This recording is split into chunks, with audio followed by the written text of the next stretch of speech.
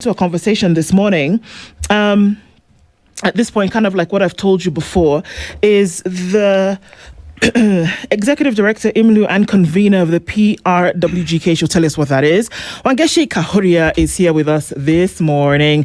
A very good morning to you, Wangechi. Good morning, and thank you for having me. How are you doing? Very well, thank you. Mm-hmm. Yes. That's a lovely kimono. Oh, thank you. I have to say. I appreciate it. Thank you very much. Thank you for being here. We're looking into police individual and command responsibility this morning and asking ourselves a certain number of questions in terms of what does this look like? When do we ask for individual responsibility and when do we ask for command responsibility? Mm-hmm. But we'll get into that in just a minute. Our proverbs this week are from a country that actually, because a lot of traditions I love. Mm-hmm. Dennis will tell you what that is, and we'd love to hear your interpretation. So today, the country she's talking about is Mali. Mm-hmm. And you think about Mali, remember Mansa Musa, the wealthiest person to have ever walked the face of the earth. Why? Because of the gold deposits that does exist in Mali today.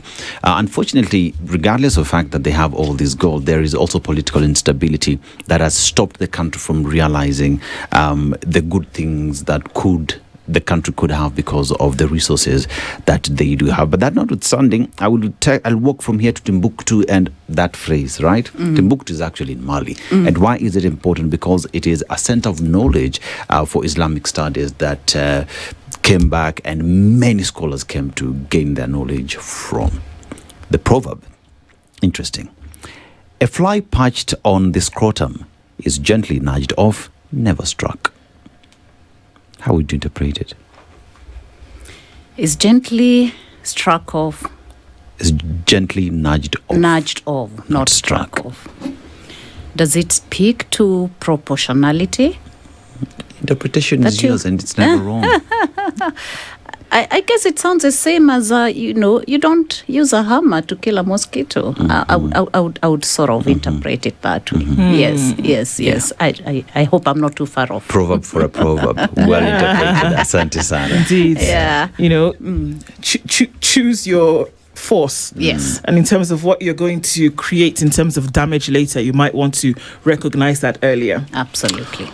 Okay, so when we look at individual responsibility and command responsibility as concerns the police, of course, IMLU being the independent medical legal unit, and looking at a lot of issues around conduct of the police, there have been certain questions. There are a number of cases that are in trial at the moment. There are a number of questions that are being asked in terms of when this person did this, when somebody shot someone. Did they have the responsibility as an individual, or were they taking orders and then cannot be blamed for that? When Albert Ojwang, for example, is murdered in a police cell, and what we're hearing is that the orders came from above, the person who gave the order, the person who actually landed the blow, who takes responsibility, or who are we asking should take responsibility, or does it depend? Thank you. Let me first situate the legal framework and how we operate and how the country is run. So we have the Constitution of Kenya, which is paramount for every person. And therefore, to begin with, police officers, first and foremost, are legally accountable to the Constitution of Kenya and the rule of law. And then we have the legal frameworks, the National Police Services Order, the Services Standing Orders, SSOs, the international instruments. There are various acts of parliament that define different things. So what police officers should know and what Kenyans should know is that a police officer can never say that I took instructions from somebody else, because first and foremost, they are trained, they understand the Constitution, they are aligned to the Constitution, and they uphold themselves to the Constitution. So when an order is given, the first question is, and there's a guidance on how to sort of tease out what you need to do. So the first question any officer should ask themselves is, number one, is it lawful? Number two, and if you're talking lawful, does it fit within the constitutional and the legal framework that we've spoken to? Is it provided for in the Constitution. What does the Constitution say? Okay. And then where is the order coming from? The orders come from your command, your supervisor. The command or the supervisor has some core responsibilities.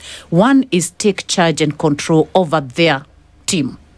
Two is act within reasonable command and force. So you ask yourself, do I have the knowledge about certain things? What does the law say about it? So the same premise, right?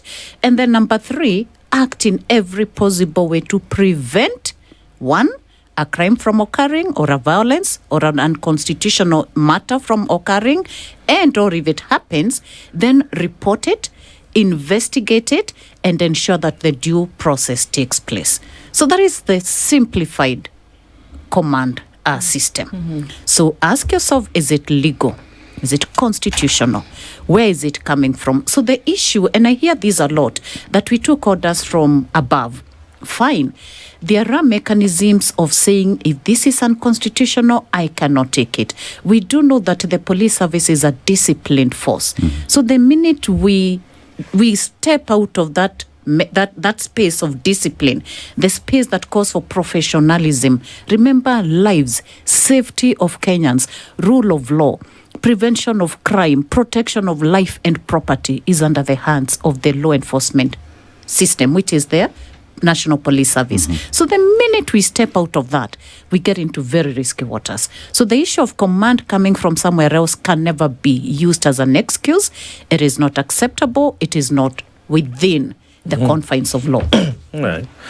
At least that sets the pace for us to begin understanding the path we must, and I say must, embark on to make sure that these symbiotic relations between the police and the citizen and all other organs works out and works out for the common good. Right. Now, this is not the first time we are having Kenyans, when I say we, I mean Kenyans, we the people, are having challenges with our relationship with the police, whether they were called the police force or the police service. It's not the first time. Sure. And unfortunately, the conflict that we've had with the institution of the police, of the disciplined forces, has resulted to loss of life, which cannot be replaced. Therefore, it behooves each and everyone today who is in a position of influence or understanding to make sure that we are able to protect any loss of life and damage of properties. Now, when you look at what you call best practice, because every now and then we are saying we are benchmarking. We are trying to improve on service provision to our citizenry based on what we are home growing and what we are also importing. What are we missing as a nation? Because the conversation I feel that we never talk about. We come here and say police are misbehaving, or the people are provoking. Somebody is not is neglecting their duties. But what are we missing as a nation, as a country, to foster a working police service? Interesting question, very, very complex question, I must say. But I'm glad that you asked it, because these are the kind of questions we as Kenyans must begin speaking about and with each other. One of the things you've talked about is what I call the trust deficit between the people and those that keep them safe. And we need as Kenyans first to appreciate that this is a disciplined force. It is paid for by our taxes. However, it has key responsibilities and mandate. Given that kind of understanding, we also have a responsibility to work with the police service. That's why it's a people service. It's meant to be a service, not a force. And I know the difference has never been clear because the behaviors and habits have not changed. However, from the people, our responsibilities are, one, to understand their role and how the police should conduct themselves. When we have that understanding, we are placed better to engage them. Number two is to track and also report incidences. All right?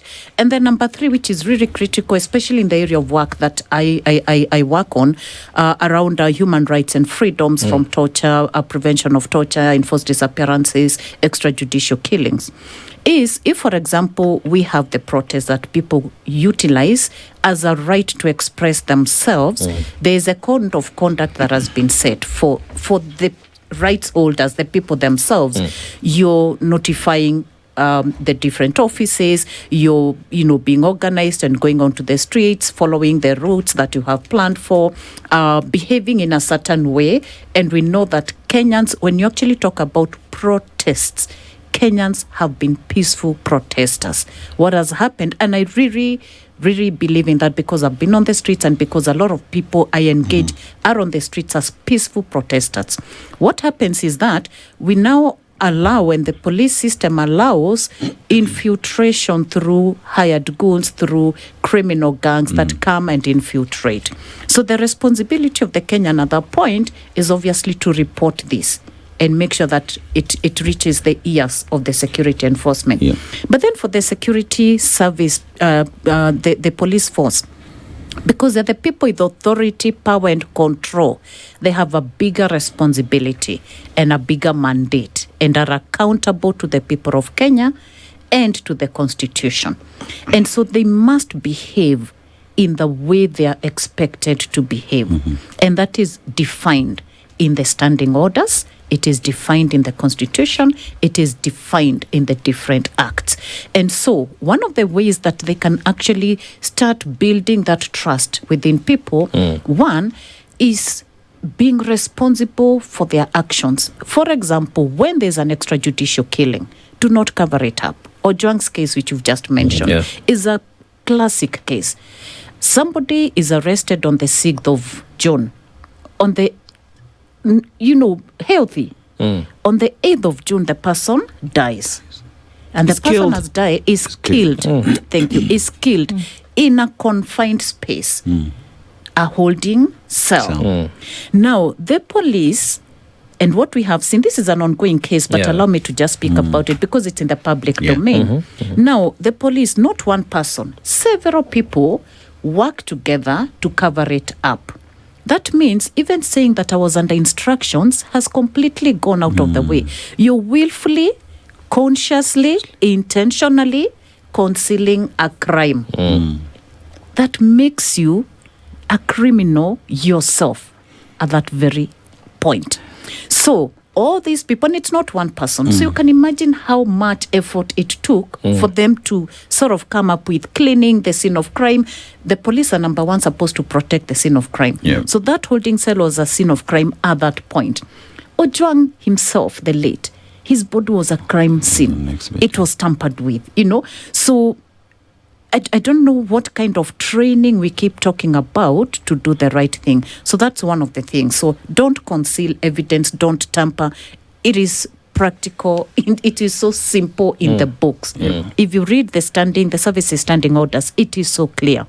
Number two, the supervisor and supervisors. So if it's your supervisor who ordered you to clean, then use your conscience and report, whether it's during, if you're not able to at that point, report after to the supervisor of the supervisor and say, this is what I was asked to do, report it. Remember, we have investigative arms that are provided. We have the Internal Affairs Unit, we've got IPOA, we've got the National Police Service Commission, each with distinct roles in terms of the investigative orders and the actions they can take. So there is a process of reporting. We also talk of whistleblowing, for example. There are so many mechanisms that you can use to report crime. So don't lie to yourself that because an order was given, you're not criminally responsible and liable. In fact, you can see from the officers now, they're in court alone, and it will catch up with them. So you're going to go in for murder simply because you took an order that was unlawful and you knew it, you did not report, you actually committed a crime, and the crime now is murder. So there are many processes and there are many things one can do. Wangechi, as you've just painted what then the responsibility of a police who's supposed to implement an order should do, there is also the understanding of a country that we are in. Where the country that we are in, many would say there is a police capture. Police are supposed to capture offenders and bring them to justice, right? But in this case, we're talking about police capture by the political class. Because every other time, even as late as yesterday, during the arrest of MP Kagushi, we're being told that there were orders from above. Yeah. You know, and that in its own self paints a picture of a police service that is not operating as per the law, as per the constitution or the standing orders, because they are captured in one way or the other. I'll also give you another example of the OCS Central, when he released all the arrested demonstrators and said there was no crime here. What did we see? He was arrested and later transferred. So when we talk about the management of police officers and even the command responsibility, one would say that the big honchos in the cadre are always left to do what it is they want to do, and it is the junior officers who take the blame. Because even the Ojuang case, there is a senior officer who's been mentioned time without number, yet they're still out here. So how are we managing? Is it that the law does not apply to everybody? It's a very sad situation that, unfortunately, all the time what we have seen is that junior officers are the ones who face the law. And indeed, what you're saying is true. There is capture. We are Kenyans. I'm a Kenyan. I know it. I have seen it. There is capture of not just, the police service itself, but also other institutions that have oversight, mandates. And so that places Kenya in a very difficult place.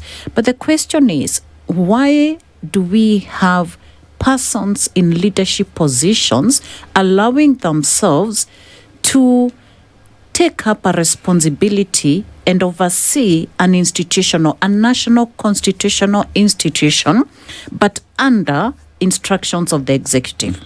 It is not right. And one of the things that the police service is supposed to be is independent. That is a very big responsibility of the police. It's actually supposed to be an independent service. The Inspector General of Police is independent. He should make his independent decisions. And actually, the chain of command is that it goes back to the Inspector General of Police. So he cannot, and I'm using he because the person sitting in that office now is a he cannot use the excuse of I was given instructions. From where, by who? That's your office, right? And so the question of independence is worrying. The oversight mandates, when they do the investigations, they should be clear. Because it leads to a certain level of command. The command could be at station level, command could be at county level, sub-county, whatever it is. That command is defined. So what does the justice mechanism do? So I think institutions have to start not just working together, but delivering based on their mandates. And they need to remember that they are not employed by the executive. They're employed by the people of Kenya. And I keep saying, and I don't think it goes very far, but anyway, it is a fact. At the end of the day, you leave a legacy. The office you hold. What are you telling your children? What will they be saying their mother, their father, their sister, their dad did when they were in that office? What legacy are you carrying? And for the police service, the biggest issue is also not just what they do, but the perception of what Kenyans see and uphold of the police service to be. You did raise again the issue of the service from the force. One of the things we are contending with right now and really struggling with, is the issue of excessive use of force, arbitrary arrests, the kind of decisions you've talked about. Somebody who plays his rightful role and duty being punished for doing good. What kind of a country punishes good? He only did what was right. The arrested persons had no case to answer. And I'll tell you, a lot of the protesters who are arrested, when they're taken to court, because we are there frontline, most of them are never charged with anything. They are released. They are never charged. They are released after. Those that are charged, it's flimsy charges, which don't hold water. And so why go all this way to curtail a fundamental freedom To send that a is message. provided for? That's the thing. And so we are running Kenya backwards. We are getting back into an authoritarian, autocratic country when we fought for democracy, freedoms, rule of law, human rights, So it's all about power, and it's very unfortunate. And I don't know whether I've answered your question, Yes, comprehensively. yeah. I want to come to the independence that you mentioned, because you mentioned the OCS, for example, who was then, what happened to him? Was he transferred somewhere else? She was arrested. After Being arrested first, of course. And of course, we had people outside the police station demanding for his release. Yes, and I thank Kenyans And for even that. offering to pay bail. But there he stood, and he showed that really independence is yours. Yes. That you can actually decide that you will live out this independence. So for the people who do not, do we say that they have power, or are they weak? You mentioned that folks in the service are subservient to the Constitution first. Well, it doesn't appear so. That there seems to be a very real fear, because it's not reverence, for those who are in command above them. Yeah. Why wouldn't an Inspector General of Police, for example, not live out the independence that office guarantees him, not suggests, guarantees that you're independent, to say, this is going wrong, let's do something about it. Come on, boys, we're not going to shoot anybody today, but we're just going to maybe protect them and allow them to protest. Are they really subservient to the Constitution? Unfortunately, I don't know why those decisions are being made. I can't speak for them, but I've been in conversations with the IG himself, including in a meeting that we had just last week. And the law is very clear. Oh, come on. And they know what they're supposed to do. In fact, when you speak to the IG himself, he really is and commits to ensuring that people are not shot when they go to the streets. That, there's the police actually escort and allow people to demonstrate or to picket. I prefer calling it picketing, because they're actually going out there to present a petition for change, right? Yeah. So it's not like any of this is not known. But the question you ask is a question we're all struggling with. What is so difficult for the IG to be independent? His tenure is guaranteed within the Constitution. So at times I call it personal choices. And again, because the Constitution and the standing orders that I've been speaking to give him the responsibility, and actually the big word, the accountability over everything that happens is under him. Allow me to ask, Wangechi, in your experience as a Kenyan, with this new police service, have you had an arrested person, a suspect, being read their rights anywhere in this country? That we are arresting you on suspicion of this and that, we have the right to, as enshrined in our Constitution? Of course not. Okay. Even further, before a police officer uses his weapon, two key things are supposed to happen before that. Number one, there's clarity on when you can use your weapon. Only when there is danger to the person. Or to... Yes, you're defending, or there's danger to somebody, right? The first thing you do after you de-escalate, you actually state that I am giving you a warning. You don't just shoot, So before even the shooting, because you may even imagine that for a shootout to happen, emotions are running high. It's a highly escalated situation. But we have basic, even civil cases where somebody maybe needs to be arrested. Sometimes even there is no need for arrest. One just basically needs to be summoned to a police station or a police, or even to a chief's office, depending on the matter. How is it that we have deviated so far from that basic practice? Because when you talk about, you spoke about proportionality earlier, those are highly escalated situations that, of course, do not end well for the person who is now being sought after. But we deviated so far from the basic principles of policing that for some time, like we saw that member of parliament who was in some radio station, and the proportionality of force applied towards his arrest, you would say it was not appropriate. When persons are basically whisked away and put in a van and taken to a police station without their rights being read to them, when someone is not summoned just to basically show up, and explain themselves and then face the rule of law. How do we even begin to talk about proportional use of force during protests? The first question they ask is it necessary? The action we are taking, is it necessary? Is it reasonable? Is it proportional? And what defines those three things? Necessity, rational, proportional, and reasonable. Whatever it is the law. It is a law. It is not. It is a law defined in law. And very clear. And people are trained on it. So you don't just use your personal. You wake up and decide, I am issuing an order to do X, Y, Z. By the way, even before you go to the streets, before the police go to the streets, they have their briefing. Yes. Their objectives. How will you crowd control? If this happens, how will you de-escalate? Do you think they have those conversations? Like, for example, during the protests in 2024, do you think they had a conversation and said, okay, this is happening, even if they had to regroup and come back later and said, okay, this is how we're going to deal with it? Do you think they had a conversation and said, okay, fine, if things get haywire, we're going to shoot and we're going to kill? I'm not sure, but I don't think they have them, because we are seeing, remember the protests in 2023? Yeah. People died, 2024. Last year, we reported 105 deaths, total 85 from the protest, 20 were within police and other places of holdings, detention places. Now we are hitting almost 100 as we speak, right? So I don't think they have these conversations. And if I don't know why they don't have them. And if they have them, they're not utilizing their training and the provisions in the call of duty. Because when you are out there, you're not out there as Wangechi. You're not out there as yourself. You're out there as an officer of the law. You're an officer taking responsibility to manage the crowds, or to enhance peace, or to ensure that there's no crime happening on behalf of the government as a police officer.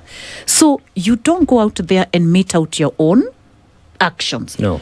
So what you're asking is a very difficult question to answer. They're supposed to have those briefings and they agree on how they move. Now, how the weapons move from point A to B, it's all recorded. We know that. Yes. There's no weapon that moves from the armory to the person it's all recorded. So you cannot even say, and they used to say this, we don't even know who shot XYZ. I mean, there's a clear command chain. That's why we are discussing the command. There's a clear storage chain, custody chain, everything. So the questions around independence, the questions around being overwhelmed do not come in. De-escalation tactics are very, very clear. So by the time somebody is, this image, by the time police officers are pulling and dragging this person with disabilities on the ground, what threat had that person posed to them? Right? What threat was that person to fellow Kenyans? So it's not about threats. It's not about it. It's just bad behavior. So could it be that we are not, because we keep training our officers every year, and we have good officers for the sake of argument. We do have good officers Very good. out there. Yeah. But could it be that someone or our system has chosen to weaponize and politicize? Because by and large, instances where we have complaints are highly related to political activities. So you realize the political players, in one way or the other, find a way, either because they're the appointing authority or they're the paying, because they're not the hiring authority. The hiring authority is the constitution. And even the paying authority is the Kenyan through our taxes. Absolutely. Yes. But could it be that some people have found it fit to weaponize, to politicize the police service, generally speaking? And if that is the case, that we're able to see it that way, how do we start having this separation of powers now? Because we've had a problem for far too long. And we cannot allow it to continue the way it is. We must demand and be part of the change that we want. How do we begin enforcing the separation of powers where you politicians, you the clergy, you the citizen, and you the police, everybody assumes their mandate and execute it accordingly, in hope that we'll bear now institutional responsibility and individual responsibility. How do you begin to enforce that from where you stand, from the interventions that you're offering, from the research and data you have gathered? What are our entry points into beginning to realize the separation of powers? I couldn't have said it better, that we all have a duty and responsibility to ensure that the separation of power. And as we discuss the separation of power, let me borrow your words about weaponization of the service. That is what has happened. Completely weaponized, if we want to pass a message to Kenyans, we use the police service. If we want to push somebody into an elective position, we use the service. We saw it in Olkalau. We've seen it. It's, every Kenyan knows what is happening. So one of the things that I want to push for and I think brings the citizen forward is playing an active role in monitoring, tracking, and reporting. We have community policing committees which are not functional everywhere, but it is a structure that is available. One of the things citizens can do, and we have very active human rights defenders on the ground who are under threat all the time, including civil society organizations like ours, under the threat, intimidation all the time. However, citizens can actually, and this is a time to wake up and track, report, so that we can have an analysis of stations, for example, that are notorious for use of excessive force, notorious for deaths in detention within the holding cells, that are notorious for human rights abuses. So it starts there. We report, we track, we monitor, we are actively engaged. We don't keep quiet. We use social media, we use all the spaces, because we know that in as much as the executive does not listen, things are being documented. But we're taking a break. A quick one. Let's take a break and then we'll come back and continue this. Look at the police service as is. The responsibility is to serve Kenyans, not the executive. Why? Because the Constitution says the sovereign belongs to the people, right? It is the people as well who've even donated that responsibility to the police to take care of them. It is Kenyans who give that Constitution the power to operate, But even while at that, then I want to ask the tone that is set from the top and what that does to the junior officers. Because you look at a cabinet secretary in charge of interior saying what? You shoot them. I will even protect you in court because I'm a lawyer. A member of parliament in charge of legislation who sits actually in a security committee says, in fact, shoot to kill. The president himself says, shoot on the leg. Our toto tutadil now. If they will not be disciplined by their parents, we will, That is the tone that has been set at the top. That combined together with what it is we're seeing, the case of Albert Ojwang, and then again the DIG being there. You look at all these court orders not being respected again, another DIG who is in this mix. What does that do to Kenyans trusting and believing that the police will offer security? As I address the issue of the tone, let me just finish off on what needs to be done. So there are two critical issues I wanted to add. One is the role of investigations and how, the investigative agencies as well need to be independent, need to conduct timely investigations. But then there's a bigger blockage, and the bigger blockage is prosecution. The prosecution is honestly not doing its job when it comes to prosecuting officers who have been found culpable because investigations indicate that there's a case to answer. So when that doesn't happen, and from where I sit, this is one of the bigger issues we have. The prosecution is just not playing its rightful role. So there's that mechanism that needs to fully function. But in terms of the tone, we actually did go to court when both those announcements or pronouncements were made, that one shoot to kill. It's totally irresponsible of a leader of any caliber, any stature, to make such a comment. This is completely against fundamental rights, right to life, the Constitution itself, and irresponsible behavior should be dealt with. When sitting leaders actually get away with such pronouncements, it makes Kenyans feel very used and very disrespected. And so there also has to be disciplinary action on some of these people. However, the judicial system is also available, and we did go to court over that issue. Now, when the head of state also makes such a comment that shoot the legs, our organization, IMLU, has documented cases of persons who've died that were not shot anywhere else but on the leg. The Rex Masai. Yeah, and they died because an injury has a way it works on the body. And it's just, again, an irresponsible comment. What does it show? It shows, number one, you're overstepping your mandate. You're actually telling the police how to conduct their affairs. And then police officers get confused. The state, the head of state, the CS has said this. So who do we follow? Do we follow the law? Do we follow these pronouncements? And so I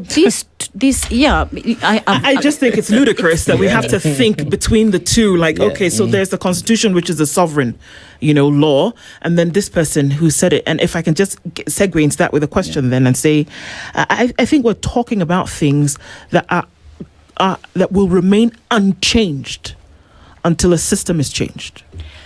Is that what we're looking at? That people have got to go.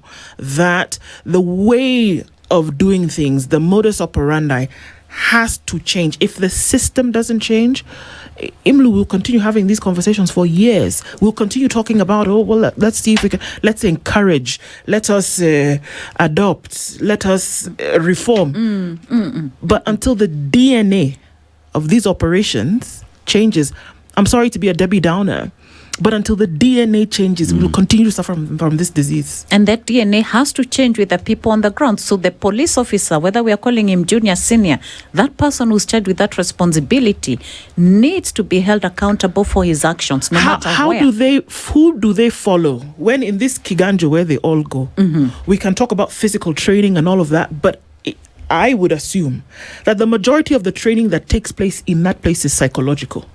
Where somebody tells you, you can say police service, you can call it police force, you can call it police cartel, whatever it is that you want to call it.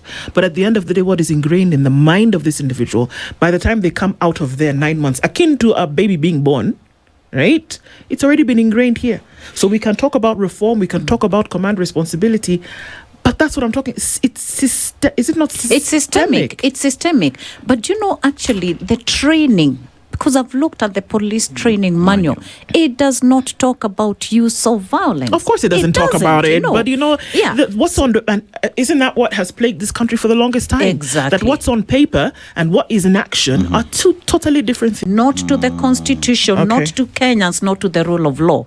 So it is about your loyalty. Where does it fall? And that's what we are saying. Loyalty can never be under the command. It should be for the Constitution. And so that's why we insist that both the command chain and the individual are liable and should be compelled to take responsibility for their actions or their omissions. Remember, omission is also commission. Exactly, it's also commission. So it's both.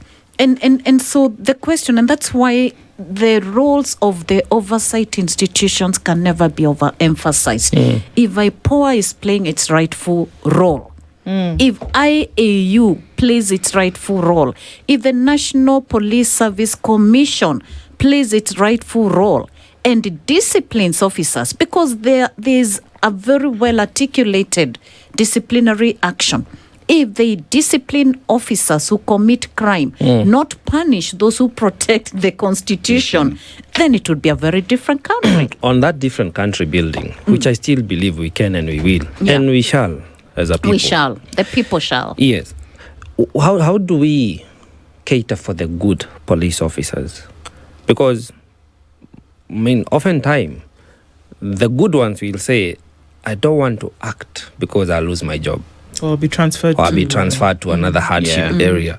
So that kind of, breeds complacency. So how do we, because simple psychology is about reward and punishment. True. If if you want behavior to change, just reward the good behavior, punish the bad behavior. True. We have enough bad to talk about, but we have some good that we are not really fostering, in my opinion. Yeah.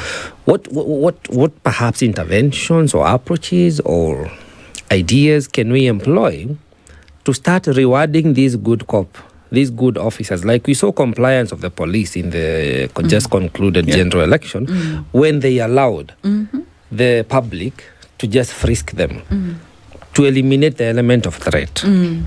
Now, so what do we do about the good policemen who will have now the confidence knowing that when I stand within the confines of the law, I am safe as a person, my tenure of work is equally safe? What do you do? Or what are we doing currently? What we're doing is this conversation we are having right here, that the media is working with the people, is informing, is educating the people. It's working with institutions like ours. It's working with independent oversight. Are you saying in quotes? I'm saying in quotes, because the important thing, and I like what you're doing now, why the media and these kind of conversations are important is that you alert people, you educate people on what is provided for. I engage a lot of people who believe that police is power. Can never, actually you see a police officer, you run for your dear life, you hide, But when we engage, people begin to understand, I have a right actually to report this police officer. Get their service number, report them. And that's why you can see now what the behavior and the narrative that is changing is that they hide their identity because they know they're doing wrong. They don't want to be identified, right? So there are mechanisms to report this and we work together. Now, changing behavior is a difficult thing, but it has to be done. And it is done through use of law and enforcement of the law. So what has been ailing Kenya is a lack of enforcement. Because again, the law is clear, provisions are clear, but the system does not enforce the law, whether it is now what you're saying to award good behavior or to punish bad behavior. Awarding good behavior can be a people-led thing. Why don't we identify officers, stations? In fact, there's a program we are running as IMLU, where we are beginning to identify officers, and actually this suggestion was made from one of the units in the police service, the reforms discussions that we were having. And they said, same question, you always bash us. And we said, we don't bash you. We just present the cases as they are. So if you feel that you feel bad, then perhaps you should check it out, right? Exactly, So we said, we will come up with an initiative where we are recognizing either a station or an officer, like the central police officer should be awarded by the people. By the way, they don't have to be awarded by the police service. It's a people power.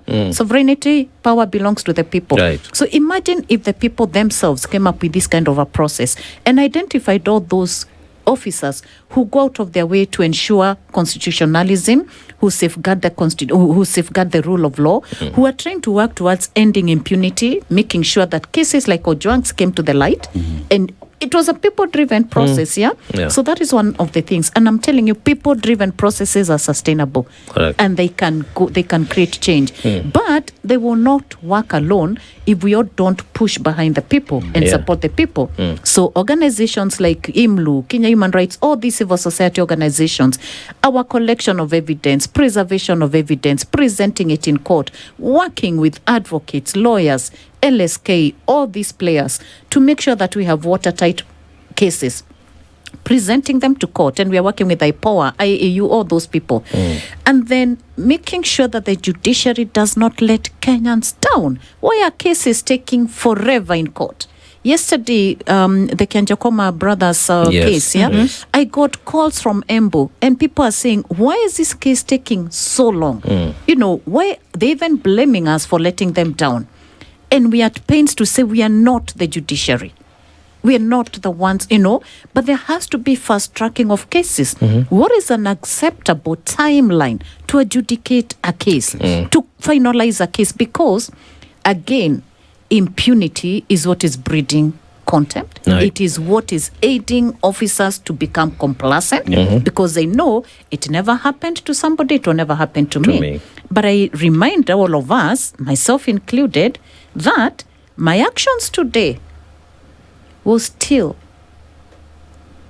hold me, will enable me be held accountable 20 years from today. Yeah. So don't forget that you're in office today, tomorrow you may not be a police officer, or whoever is protecting you will not be in that powerhouse. Wangechi, one thing that as well stands out is if you look at the 2010 Constitution, initially, the appointment of the IG was never really the work of the president at the time. It was the Police Service Commission that would then sit and decide on who then is fit. Talk about the independence that was there.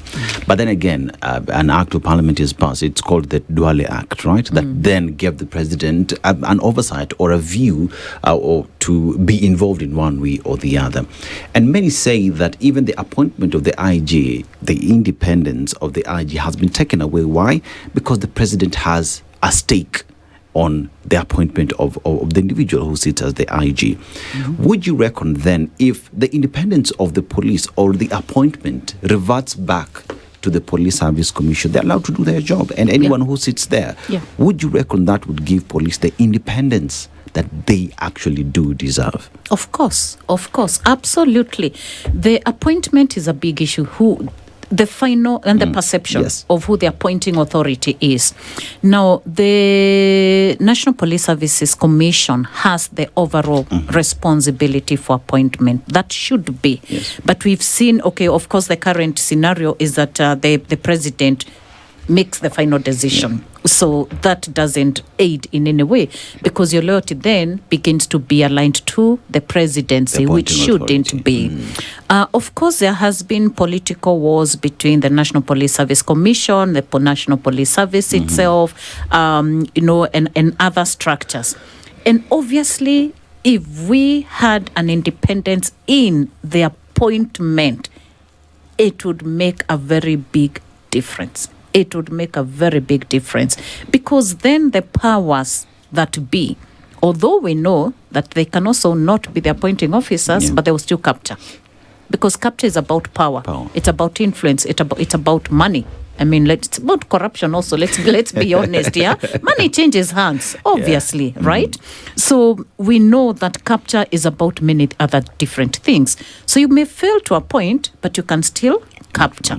However, I think the bigger thing is around the conscience of the person, the mandate that the Constitution upholds, and then the appointing authority to put its feet down and ensure that they do their rightful duty. Now, as we come to the top of the hour, there's another arm of policing that we never talk about. Perhaps it's because millions of us Kenyans are accomplices to the crimes they commit every day. And in my opinion, this is the traffic department. And this is how I qualify my statement. Every day, even right now, go to any road, you will see police, traffic police, stopping a PSV vehicle. We know they collect money. They shake hands. They shake hands. Like, I think they do a visual inspection of the vehicle and the people being ferried, and the vehicle goes. But over and over again, we've heard that some of the motor vehicles have proceeded to cause an accident. And we have had loss of life. This has become sort of a culture. So I'm trying to also shift our focus from those heinous crimes where there is violence and shootout and all that, and standoff and brutality, either in holding cells or otherwise, but also to look at the basic values that we employ in policing ourselves and the people who police us. How do we, because we spoke about citizenry-led behavioral change. There was a time in this country where people were arresting traffic officers for collecting bribe, but that has come and gone. There's a behavior that was left behind by the late President Kibaki about dumping. Rarely will you see people dumping in the city. Maybe in some areas, but there is that culture of like, I take care of my garbage. And that has, in one or the other, transformed the city. So how do we grow to not just participating from the corruption itself, but also saying, no, this should not happen? Can people in a matatu say, do not give that traffic officer money? If there is a problem, allow yourself to be arrested as a driver, as the passenger, and then face the law. The law. Yeah. That's what the Kenya I desire should be. The Kenya I desire is where I take responsibility for my actions. I'm driving fast, I'm misbehaving, I'm overlapping. I know I shouldn't do those things. So I stop. Number one. We have a bad behavior also. Number two, this bribery thing, it starts with that matatu person, and they, as you've said correctly, they give, these days they don't even shake hands. I'm told they just place it on a window. This person passes and picks it up. You never capture it, right? So that behavior, and why are you doing this? Just to make an extra round, or just to be let off with an unroadworthy vehicle? So again, the partnership between media, the people, and all these players in the middle of educating people and agreeing collectively as Kenyans, let's change our behavior for a better Kenya tomorrow. Because we've lost far too many people on the roads. We are teaching our children behavior that is not acceptable.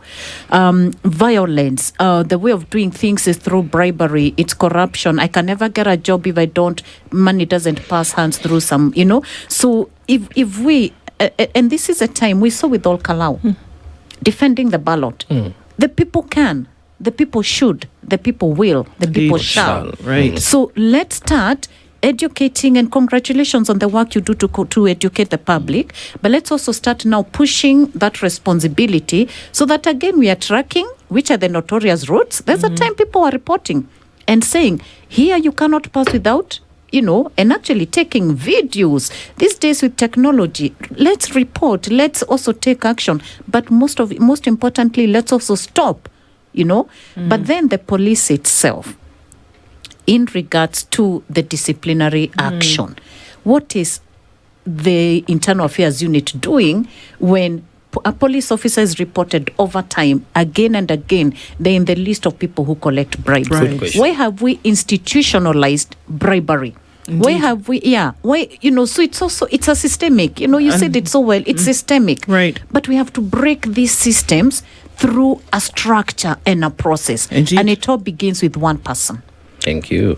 Wangechi Kahuria is the Executive Director and Convener of the PRWGK. Thank you for being here with us this morning to have these conversations. That there needs to be an overhaul, and that's for sure. This is the Situation Room, the only way to start your day.